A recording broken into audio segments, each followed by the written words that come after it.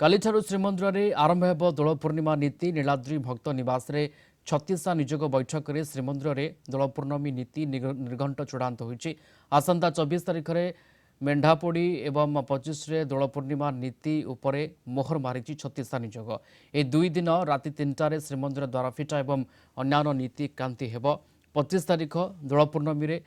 दोलवेदी उपरे स्वतंत्र नीतिकांति हेब ठीक समय नीति संपादन सहित भक्त किभली व्यवस्थित एवं श्रृंखलित दर्शन करेंगे से नहीं समस्त व्यवस्था ग्रहण कर ग्रीष्म प्रवाह एवं खरा को दृष्टि रखी श्रीमंदिर प्रशासन पक्षर आवश्यक पदक्षेप ग्रहण कर भक्तों निमंते पर्याप्त पानीय जल व्यवस्था है बड़दाण्डे पेंटिंग सहित शेडर व्यवस्था है श्रीमंदिर अतिरिक्त मुख्य प्रशासक समर्थ वर्मा। नीति निर्घंट है दोल पूर्णिमा और मेंढापोड़ी नीति 24 और 25 तारीख तार अलग अलग टाइमिंग आज निर्घंट करागला जमती प्राय सकाले 3टा बेले द्वार फिटा नीति होबो तापरे मंगल आरती अवकाश ये सब नीति है करी के चचेरी भोग दक्षिण घर भोग तापरे लास्ट बड़ नीति होबो। सिमिलरली 25 मार्च को हमारा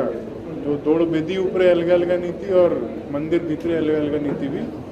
अप्रूवल करागला। नीति लोक भल दर्शन भक्त मैंने करेंगे एवं श्रृंखलित दर्शन करमर जो दोल पूर्णिमा अच्छी ताकू श्रृंखलित भाव भल हम से विषय आलोचना से बहुत आलोचना कर भक्त मैंने केमी भल दर्शन करेंगे से कथा मुख्य प्रायोरिटी आज मुख्य काम था आलोचना है आगे भल दर्शन हम संख्यार लोक ये एक कारण पहुँचुं से दर्शन करवा और से दर्शन सुविधा दवा श्रीमंदिर प्रशासन भी गोटे चैलेंज होपर खरा दिन आसला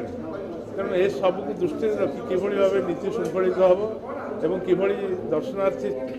समय मत दर्शन करेंगे और महाप्रसाद सेवा करेंगे से विषय को नहीं श्रीमंदिर प्रशासन सहित आज आम बैठक होता है। बैठक में संपूर्ण सहयोग कर किभली भाव नीति की आगे त्वरान्वित कर संबंध में आलोचना।